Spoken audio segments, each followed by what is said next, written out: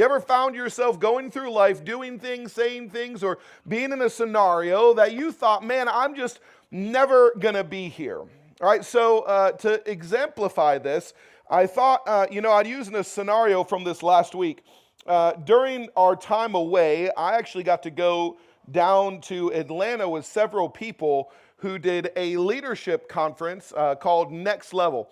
And it is a wonderful conference. It talks about how your church can grow the kingdom of God to the next level, right? And it's not talking about more production, it's not talking about more numbers, but talking about commitments to Christ, to lives changed, to baptism, to serving the community. It was a wonderful conference, and to be good stewards of God's provided resources, we went down with 4 people. Gabby was one of them. So Gabby got her own room, and then Russ, Dalton, and myself had another room.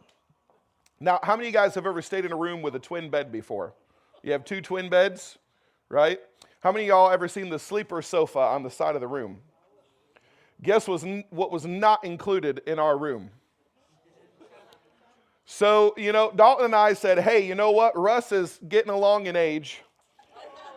So we're going to stay in one bed and let Russ have the whole other bed. Well, so first of all, I want to say that Darth Vader would have been proud. All 3 of us had our CPAPs on, right? Right? Like if we'd have put on our glasses, we'd have been like jet fighter. It'd have been great, right? It was wonderful. However, the second night that we were there, one of the most unexpected things ever happened to me. So I'm sleeping, and I feel this arm just kind of wrap around me. My first thought was, Michelle? Did you drive all this way here, baby? And I reached up and patted the arm and thought, no, that's too hairy. And I just kind of patted his arm, and Dalton says, oh, crap.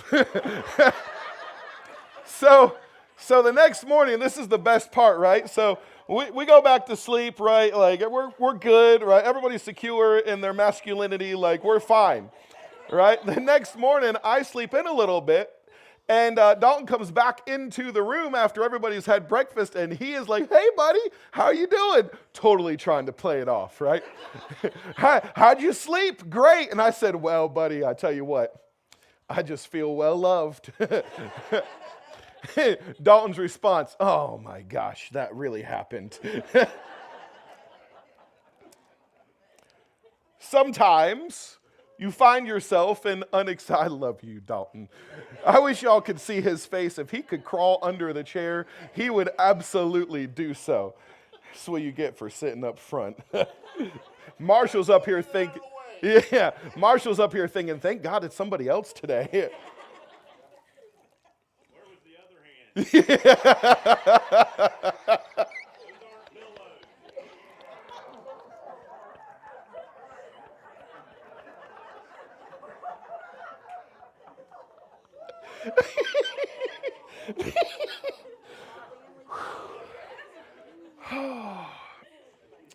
Welcome to Passion Church, ladies and gentlemen. Back to Jesus now.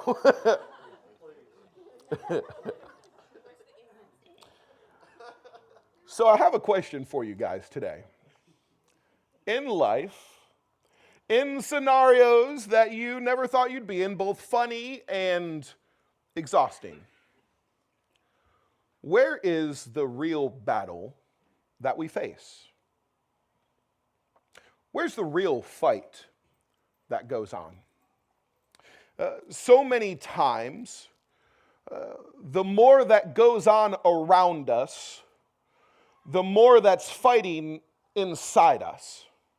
And today, as we start this new series, we want to start with the pros that every major battle in life, before other people see it out here, before we see the ramifications in our friendships, in our families, in our jobs, and in everything that we do, it really takes place in here. With lies that over time we've learned to believe.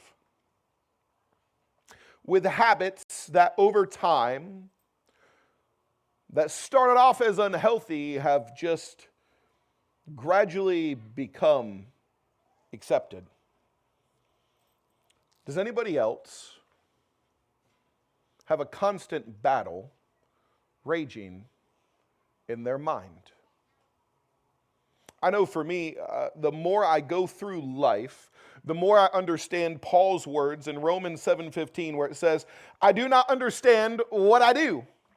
For what I want to do, I do not do. But what I hate, I do.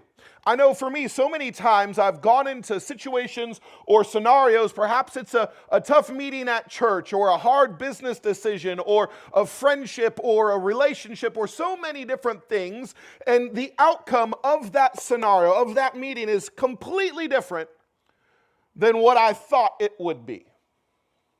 The reaction that I have is not the reaction that I planned to give. And what I wanted to do, I didn't do.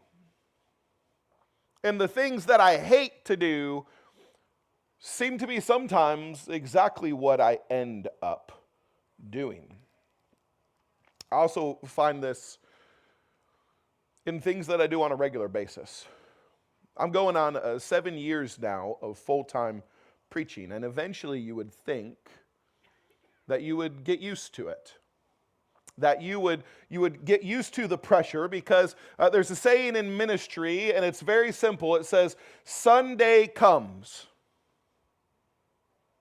It does. Every week, Sunday happens. And every time you get done with one, there's another one coming. And it's not something that you dread. It's something to celebrate. But the inevitability is that Sunday comes. And whether you're ready or not with your sermon, Sunday comes. Whether you have enough energy or not, Sunday comes. Whether you feel mentally and purposely and physically prepared, Sunday comes. And no matter how long I do this, the nagging thought is always there. Maybe my hair isn't good enough, or they're not going to like my outfit, or I'm going to say a joke that's just a little too far, and instead of shaking her head, Glenda's going to throw her shoe at me, right? But ultimately, it boils down to, what if they realize that I'm not good enough? What if they knew me? What if they really knew me? And the insecurity plays over and over and over. And just as Sunday comes, so too do doubts. And the more that's going on around me, the more the battle rages harder inside me.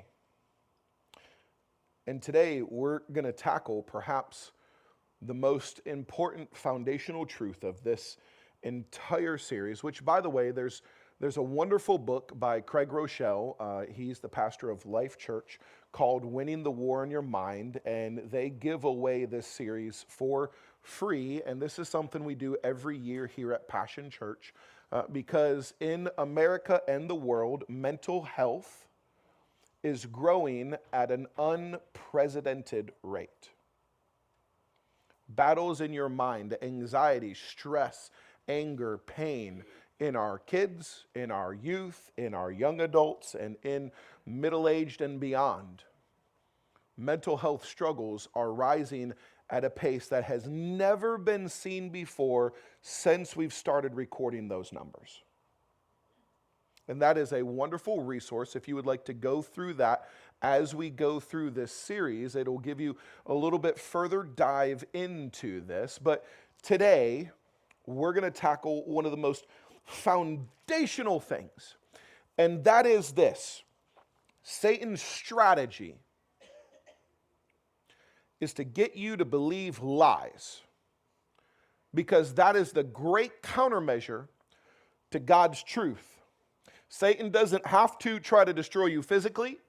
He doesn't have to try to mess up your job. He doesn't have to do anything else. If he can get you to believe certain lies that you've heard and heard and heard, or seen and seen and seen and experienced over and over and over again, and think that they are normal, that is a wonderful countermeasure to God's truth, because we have to recognize, guys, that Satan is our unseen enemy, and as likable as you think you are, his goal is to crush, kill, and destroy your relationship with God. And the closer you get to God, the more of it a challenge it is to him and a more threat it is to him, because we who walk towards Jesus are walking away from him, and he wants that control in your life.